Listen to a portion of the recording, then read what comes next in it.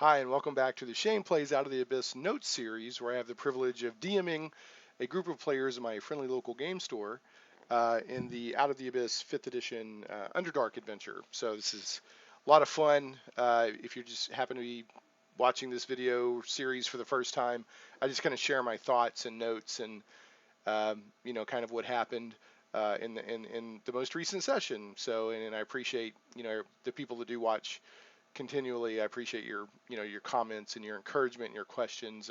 The amount of engagement on this video series has made it definitely easier to keep doing.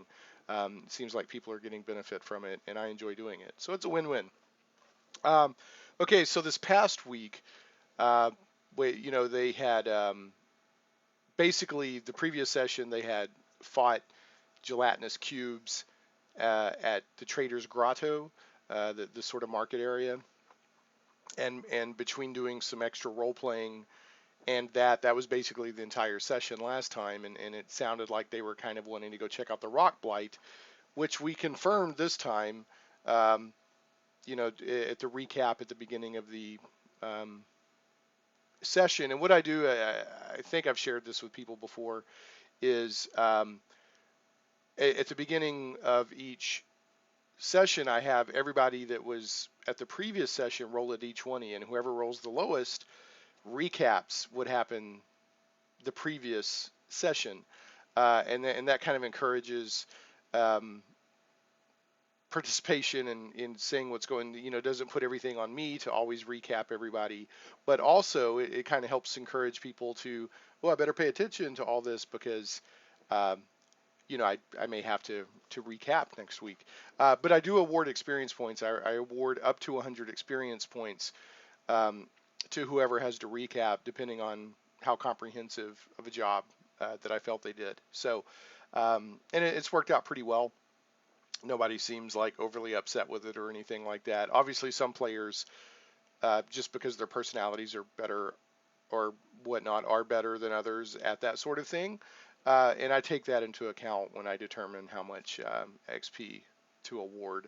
And then once they're done, I'll fill in some other details if I feel like that needs to happen. So anyway, um, but during that and the discussion, it did come out that it sounds like they want to go check out the Rockblight because they have 3 days to wait for. I think it's the Clatter. Yeah, the Caves of Clatter is where you can have custom uh, weapons made or buy weapons, or have custom weapons made. And because they know that they're going to go deal with the were-rats, they went and had some weapons made and silvered.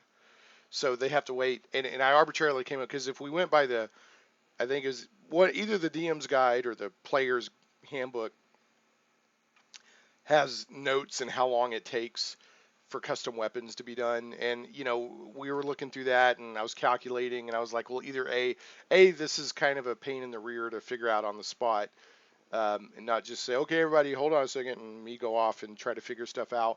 And then two, it seemed like it was going to take, in game terms, by the book, quite a while for custom weapons to be made. So I just arbitrarily said 3 days. It's going to take 3 days for them to make these weapons for you. So they've got basically 3 days to kill. And they went and made those weapons, or requested those weapons be created. And then they went straight to the Trader's Grotto and had that fight with the gelatinous cubes and did some shopping.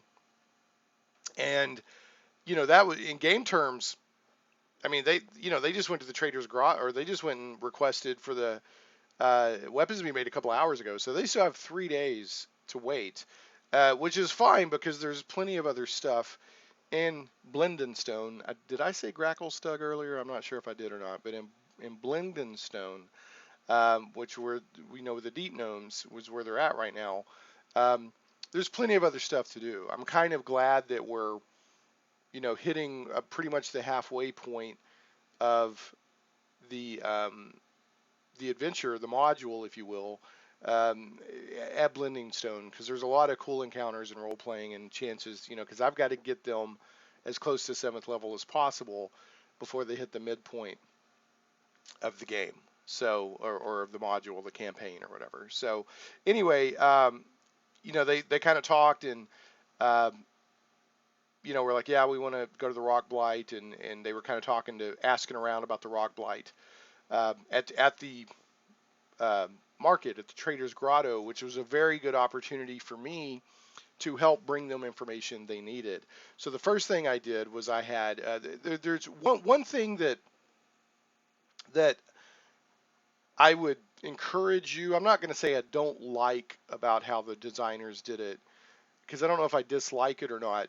But I would say I would encourage uh, DMs who are going to run Blindengstone to do a couple of different things. One, familiarize yourself with what's in outer Blindengstone and what's in inner Blindengstone, because there's a lot of stuff in outer Blindengstone, which is before you get into the guarded city proper. You got the Pickshine Mines, you got the Stoneheart Quarry, you got Whiteshell Mine, you got Intamox Boon.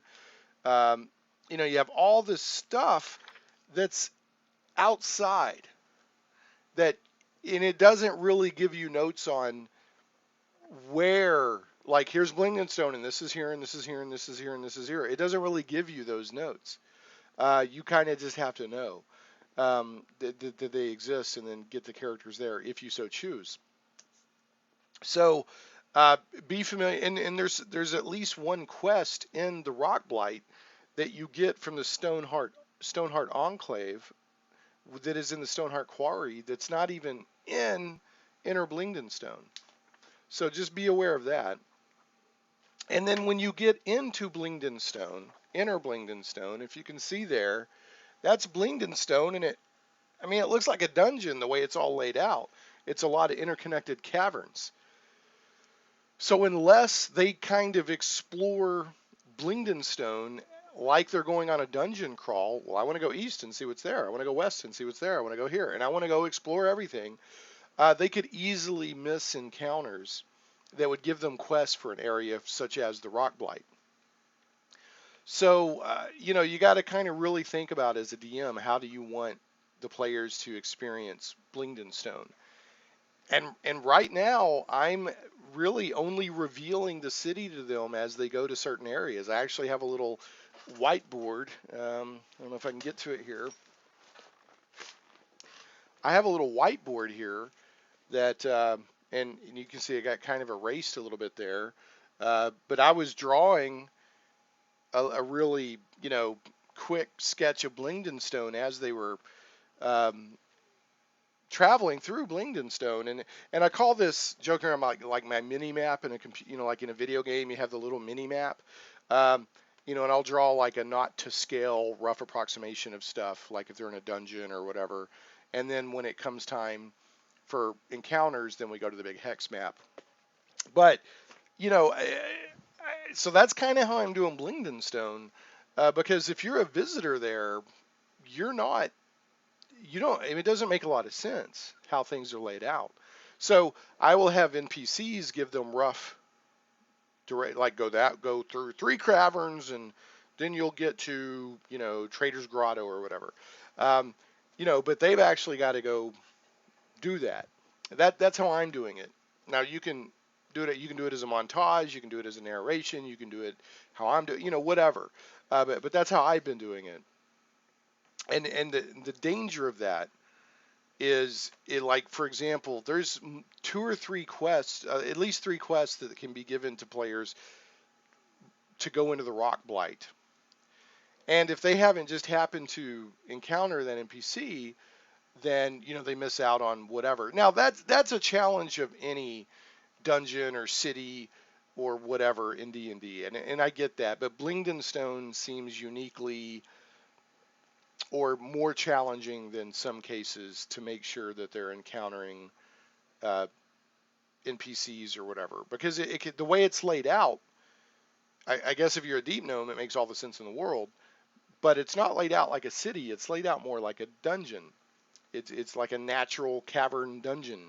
So just keep that in mind. That was something I wanted to point out. But what I had, how I addressed that, because I wanted the players to have all of the quest knowledge available before they went into the Rockblight. And the Rockblight is just a very dangerous area of Blindengstone that hasn't been recovered yet. because if you'll remember, the Deep Gnomes are trying to recover and rebuild Blindengstone, and it's still a very dangerous place. Even the civilized parts of Blindengstone, you can have random encounters with monsters. So, um, but the Rockblight's just a sealed off area that has, um, various monster encounters. It has a Medusa, and it has this thing called Bane, I think, which is sort of a sentient cloud of dust that can uh, take over elementals. So I think that's the name of it, is Bane. I'm pretty sure that's the name. So Bane. So anyway, so there's three. One of them is the Stoneheart Enclave, which is a offshoot of of the, I think, the Emerald Enclave in the Forgotten Realms. Over the years, they kind of became their own, splinter group from the Emerald Enclave, and what they want. Trying to make sure that's they used to be with the Emerald Enclave, but they've kind of become their own thing, very deep gnome centric. They will pay for uh, the recovered remains of any elementals that have been taken over, that have gone crazy. But what's really happening is that Bane is taking over elementals in Blindengstone, but because they're trying to figure out what's going on, and one of the Stoneheart Enclave, one of the main things they do is summon elementals for use in the city. And I think they're very instrumental in the spell gems. There's these cool spell gems that Blindengstone makes and does in trade, where you can store spells in the gem and then cast it as needed. And so the Enclave does that. And so what I had happen was I had a representative of the Enclave happen to be in the market um, when they heard some of the characters talking about the Rockblight with merchants and stuff, trying to get more information on the Rockblight, and they overheard that and said, "I'm very sorry for intruding. I couldn't help but hear that." Da, da, da. And if you're going into the Rockblight and gods protect you. I was kind of having people do and I'm not trying to offend anybody with that. That's kind of a culturally understood, you know, protect me from evil kind of sign. Uh, that they were kind of doing that equivalent, like several NPCs, like if you choose to go in there, gods protect you kind of thing. Just kind of reinforce it's dangerous in there, and I kind of did it kind of as comic relief a little bit. We will reward you for the remains of any stone elementals or elementals you find that have fallen under this craziness. So there's one quest, and then another one is there's there's standing stones. There's an area with speaking stones is the name of it. And it's this area in Blindengstone that has these menhirs, these standing stones that are even older than the city. And the clerics of what's the priest? Caladuran Smoothhands, which is a deep gnome deity, are using this area as their sort of, not a temple, but it's where they hang out because they can't get to their main temple, and that's the gist of this quest. But and then one of the merchants in in the Trader's Grotto, again, when the characters are talking with people about Rockblight or the Rockblight and this and that, somebody's like, you should really go talk to, the Gurnik Tapfinger, who's a head priest of Caladuran Smoothhands, and these in the areas with the speaking stones, and they give rough directions to that. So the characters went there, talked with him, and also had like kind of a nice moment with the standing stones and the speaking stones. And the cleric in our group, she does very good at, anytime there's religious stuff going on, she shows deeper interest because she's a cleric and wants to learn how other people do stuff. And that led to a nice role-playing exchange with Garnick Tapfinger. I love the Gurnik Tapfinger. I love the gnome names. And he has a quest to where, help me cleanse our temple that's in the Rockblight. There's a temple that they need cleansed. So he gives them a quest to do that. And if they succeed, they get the reward is really nice. Um, Once the characters accomplish this task, Gurnik channels the power of the cleansed temple, bestowing a blessing of protection or a blessing of weapon on each of the characters at their choice. That's a pretty nice reward. They don't know what that's going to be yet. He just said, when I can access the power of the temple again, I will reward you. So that's going to be really nice. And then finally, uh, the staging area where you can get into the Rockblight. Uh, there's a guard captain there that gives a quest for a Medusa. Say either bring me information on the Medusa or bring me proof of the Medusa's death. And I think for just information on the Medusa, they all get like 50 gold pieces or something in experience points. And then if they bring proof of the Medusa's death, I think they get a diamond worth 1,000 gold pieces. So, and money is about to get kind of important to the group.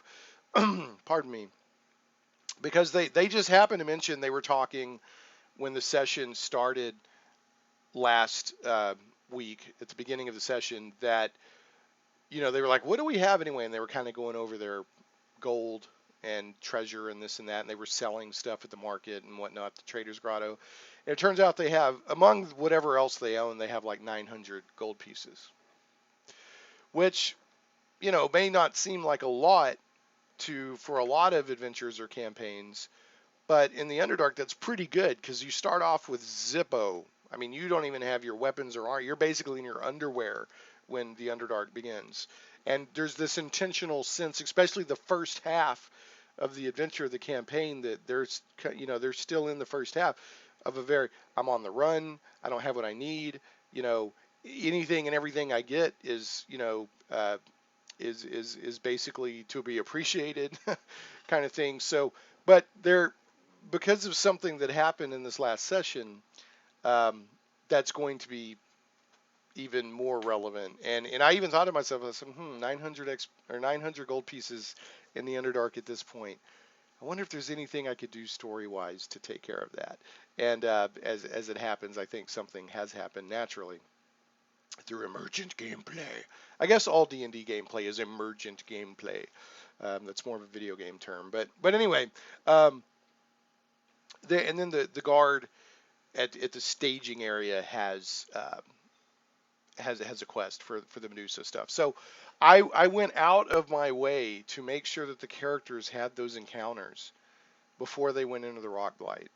Now you don't have to do that, but I wanted to. One, because I think it makes it more interesting, and then two, because they need every shred of XP they can get, because I'm trying to get them to 7th level, and in many cases the group at various times on this campaign has been so large that it's hurt their individual XP award. Now it's helped them overcome stuff because of the size of the group, but it's hurt their individual XP award, which I'm now ramping up their encounters and their monsters. Like I added a gelatinous cube, and I'm really gonna focus on these encounters. Like there's some gargoyles in the Rockblight they haven't encountered yet. I think I'm gonna add in an extra gargoyle or two, and just stuff like that. And maybe even when they only have one encounter, or one monster encounter, I'm gonna up the XP and the challenge on it a little bit, make it a little bit tougher. So those are some notes. Another note: Rasharu, who is the Myconid that's hanging out with them.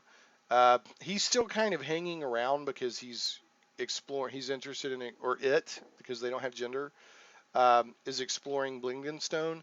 But when it heard how incredibly dangerous the Rockblight was, it informed the characters. It said, I'm not going into the Rockblight with you. I'm going to explore Blindengstone a little bit, and then I need to get back to my people because my people need me. If you'll remember, his people had to leave Neverlight Grove, and now they've gone nomadic again, and they're looking for a place to live. So Rasharu fulfilled the bargain to, if you help us in Neverlight Grove, I will lead you to Blindengstone, and it's done that. Now Rasharu's still hanging around, but Rasharu's not going into the Rockblight, and I don't know if Rasharu will factor any further into the campaign or not. But Rasharu is not going into the Rockblight. So, other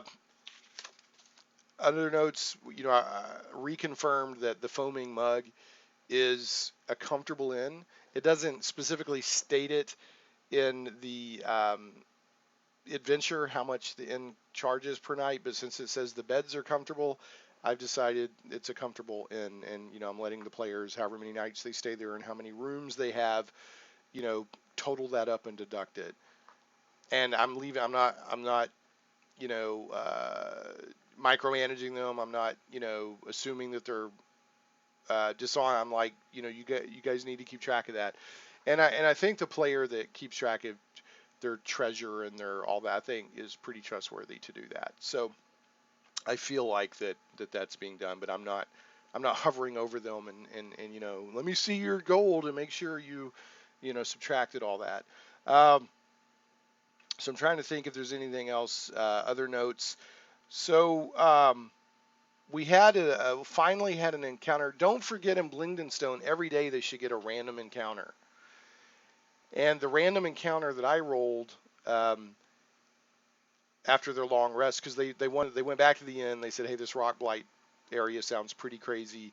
We need to go get a long rest and get all spells and hit points and all that before we go in there, which I thought was pretty smart.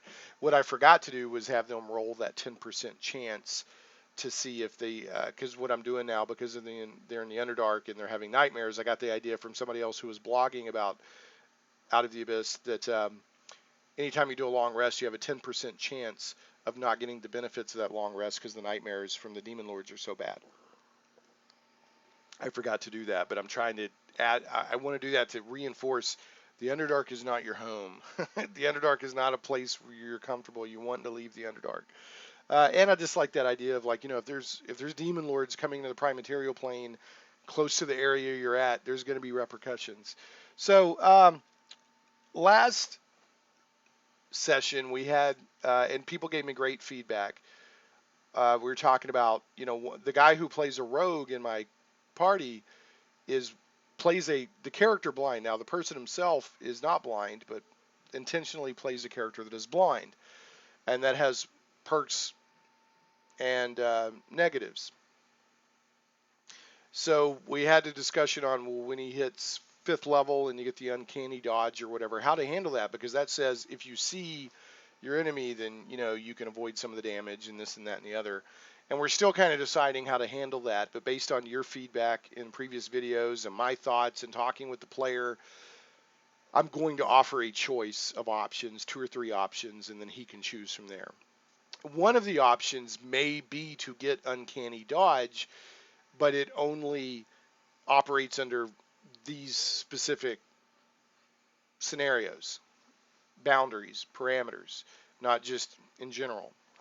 But I don't know what I'm going to do yet. But there will be a choice offered. I'm not going to force anything on the player. But they themselves asked. I didn't just come up. They said, what happens when I hit 5th level and uncanny dodge and my character can't see? But here's some perks of being blind. Okay, because this character has had perks. As we found in this past session, Horrifying Visage from a ghost. It looked like this. He's fine with it. He's like, whatever. It has no effect on him whatsoever. We also talked about the fact that because Medusa came up, and at that point they ran back to the Trader's Grotto when they found out about Medusa and bought some mirrors. But he's immune to a Medusa. So there's perks as well as challenges to playing a blind character. And he has received perks at various times through the game. So if he doesn't get the full uncanny dodge at 5th level, then keep in mind that there are other play balance things coming in. And we had an instance where Horrifying Visage was unleashed on the party, and he benefited from. It's like, yeah, whatever, And I don't know if you remember Large Marge from Pee-wee's Big Adventure back in the 80s, but yeah, the Horrifying Visage coming in, that's pretty freaky, and he doesn't have to deal with that. He doesn't have to deal with it in Medusa. And now here's one thing that came up. This is interesting. Welcome your thoughts on this. We were kind of talking around. I said, if you're looking through, and I brought this up, because he's talking more and more about how he's looking through his familiar's eyes because he's an arcane trickster, so he can summon a familiar. I said, if you're looking through your familiar's eyes as an action, can you be petrified by Medusa? I, I don't know. I'm going to have to think that through. It may become relevant in this adventure, and I may throw that out to the Wizards of the Coast crew on Twitter. They're pretty good, like Chris Perkins and Jeremy Crawford and Mike Merles, and them are pretty good at answering questions. They do the sage advice thing on Twitter and all that. So, so that kind of came up. That was kind of interesting. The encounter I mentioned earlier, I finally did a random encounter, and what I rolled was a ghost. But when you do a random encounter with a ghost in Blindengstone and the random encounter table, you also roll for its demeanor, and its demeanor was not violent or hostile. It wasn't even aware of the characters, and they cottoned on to that pretty quick and decided to leave it alone. So they're kind of and they ended up leaving it alone. But there was some talk of, well, I wonder if it's like the house that it's nearby, because it was in the residential areas. Is it guarding something in there? But I don't think that they went in and looked. I can't remember. But they ended up just, as one player put it, let sleeping dogs lie. Now, when they got into the Rockblight, and one thing I changed, they go to the staging area, which is a very martial military area, and there's two locked doors you have to go through to get into the Rockblight. They've got all the other areas blocked off to get in there in the other parts of Inner Blindengstone. When they go there, one thing I improv'd was, if there's two sets of locked doors that they have to get through to get in there, how do they get back out? And the adventure doesn't really address that. So I had the guard captain give them a key.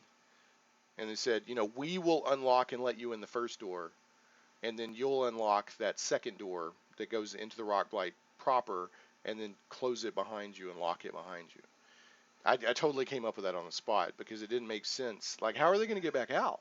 Okay, so they finally made it into the Rockblight proper, locked the door behind them.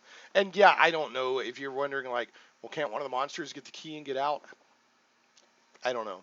Maybe it's a different... Maybe they have to go bang on the first door at the staging area to get let out by the guards. So maybe that key only works for the second door. I don't know, but there's basically, from the staging area, there's a locked door, and then there's a narrow passage, and then there's another locked door at the other end. And then you have to go through that to get into the Rockblight. And when you first come into the Rockblight, you basically come into an old residential area that's very similar to the residential area that the players are staying in, where the foaming mug is. But the book makes it very clear that the Rockblight is barren and feels and hostile. There's no sense of warmth. It's this old deserted dungeon area.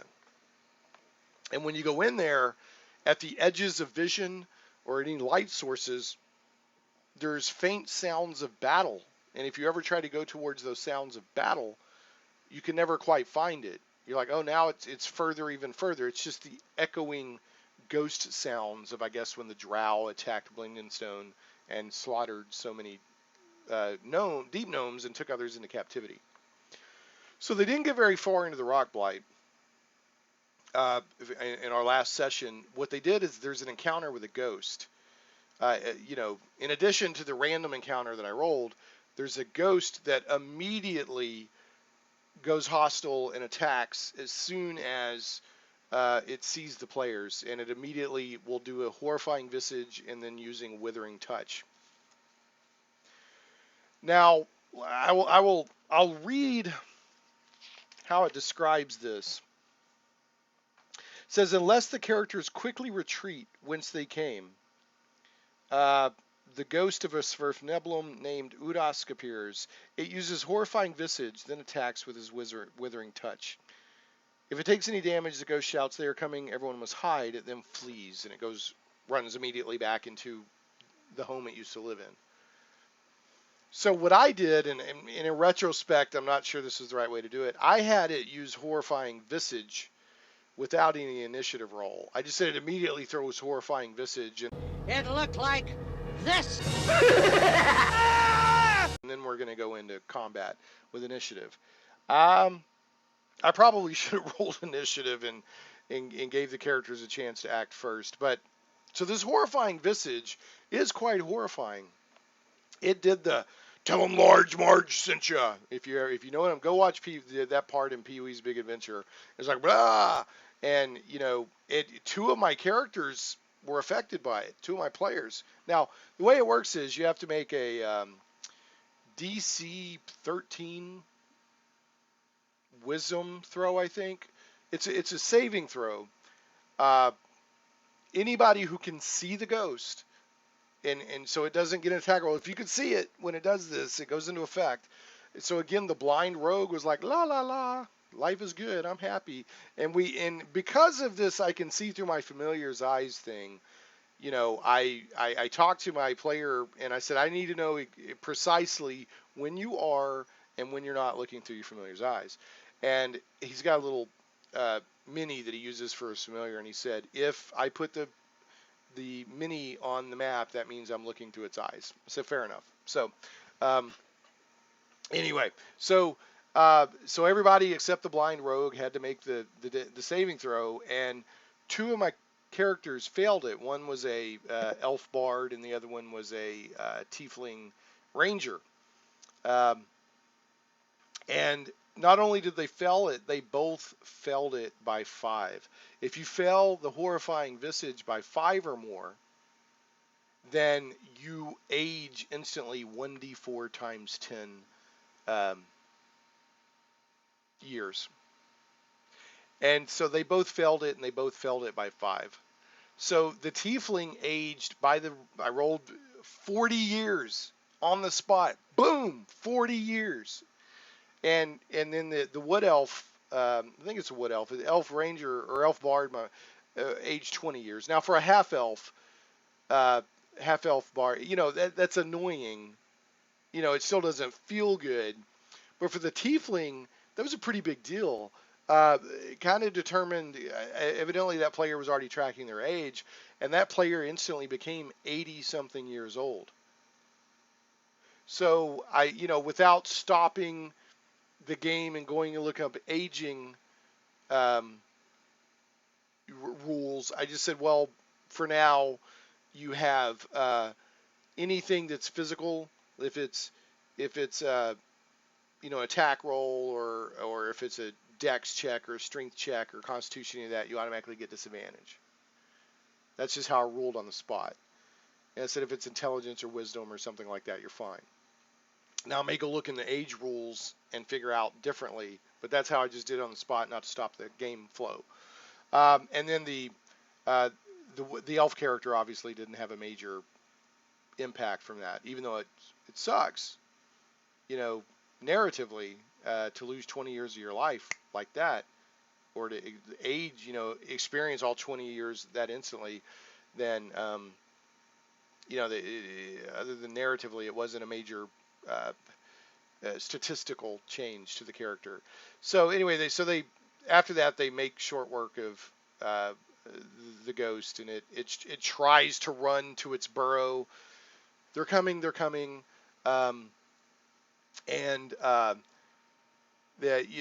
there was a monk that attacked it and used some sort of sentinel effect that keeps your opponent from moving. So it started running off, and the monk used an attack of opportunity to hit it, and it stopped. Said, I'm using sentinel, and I said, now does sentinel, is that a restraining effect, or because ghosts are immune to certain effects? And I asked very carefully, and they were like, nope, it's not that type of effect. So I said, okay, well, the ghost stays. Even though I think about it, really researched it, the ghost probably would have kept going because they're very hard to restrain. But so I don't know if you're bored and you want to look at can the sentinel ability or whatever restrain a ghost from taking off. So long story short, they defeated the ghost. It exploded in a shower of ectoplasm. And it had a character that was doubled in age instantly, and there was a lot of most of the party was like, we need to go out, because the cleric in the party because of their training in the undead, knows that if you don't fix that within 24 hours with a greater restoration spell, it's permanent. And so that information was shared with the group, and the entire group, except the player in question who was affected, was like, we got to go. We got to get you back to that cleric who gave us one of these quests and get you healed up. And this is where I'm talking about because we got to figure out how much that would even cost. And that's where I'm going to get their 900 gold back from them. And I'm not doing that just to be a jerk. I want them never to feel in this part of the adventure that they're getting on top of things. This is a very nasty part of the adventure, this first half. It's like they're not supposed to be building wealth and feeling like they're getting control of the situation. So if this hadn't come up, I wouldn't have arbitrarily figured out a way to take their money from them. But oh yeah, if they go get her healed, that 900 gold pieces I talked about earlier is bye bye. Anyway, so that character, despite much urging from the party, is like, no, I want to see what happens next, and that's respectable. And I almost fell over laughing. I mean, I almost passed out laughing. And I had to swear up and down to the player I wasn't amused by what happened to them, but I had this image of like they go to the staging area and the guy's like, okay, we'll let you in, and they unlock the door and send them in and close the door, and literally they were only in there, like, they weren't in there very long when this happened. So it's like, the deep gnome guards are out there and like, how do you think they're doing in there? And all of a sudden you hear this blood curdling scream, and like a minute or two later the door opens up and they come walking out, and one of the characters is like, just don't like it's just like, oh, hello Sonny. And it just, the mental image of that, just, I literally almost passed out laughing. The players were like, because I guess I was getting red in the face and kind of doing that, they thought I was having a heart attack, which thankfully I wasn't. But yeah, I even called and texted the player later and was like, I want you to think that I take joy in your player having a hard time. It was just that mental image was so funny. And the player said, yeah, it is pretty funny. So other stuff they did, all they've done, they went and checked out the burrow where that ghost is running to. They found his treasure, which is under a bed. His skeleton's kind of reaching under a bed, and there's some treasure down there, including a potion of invisibility, which the player that got aged went in there and was messing around under the bed and found that and just, and I think in her mind, she was thinking, well, maybe this is a potion of greater restoration, and chugged it and turned invisible. And so like the other player that was in the burrow watching, just they were under the bed and their legs sticking out, and then all of a sudden, whoop, they're just gone. Now it turned out later they figured out they were invisible. But it did come up with, and I know this has been answered, but I can't remember the answer off the top of my head. I need to look it up. If you're invisible and you don't know you're invisible, because the character didn't know, just drank the potion. And I don't play by the you immediately know what the thing does as soon as you drink it. I play old school. Potions are mysterious, and you don't definitely know even after you drink it if the effect isn't immediately obvious. Do you know you're invisible? Can you see yourself when you're invisible in D&D? And I know I've looked up the answer to that before, but I forget, so I'm gonna have to look that up. So that's where things ended. And the group practically wants to kidnap this character and take him back to that priest who gave him the cleansing the temple quest, and have greater restoration cast on the person that got aged by double. I don't know if they're so worried about the the half elf, but they're definitely worried about the tiefling. And she's like, yeah, I'm good. So we'll see what happens there. I feel like they're going to kidnap her and take her out. And she was like, hee, but I'm invisible. So that's where things are right now. I mean, we literally ended. She drank thing, turned invisible, found some treasure, and her character is chaotic neutral and is always trying to, purloin treasure just for her. It's almost like a cat mine. And so there was some gems and stuff that she found under the bed. They were like, oop, and she's the only one that knows she has them. So we'll start off next time. I personally hope, for the player's sake, that they go ahead and go have that greater restoration done. Because the player herself was even like, I'm not trying to suicide my character. I'm just curious to see where this goes. And we've got 24 hours. So, we'll see. But anyway, that's how things went. this past session. Thanks so much for watching. I welcome your feedback. If you haven't already, please subscribe to the channel, and we will catch you next time on Shameplays. Thanks so much.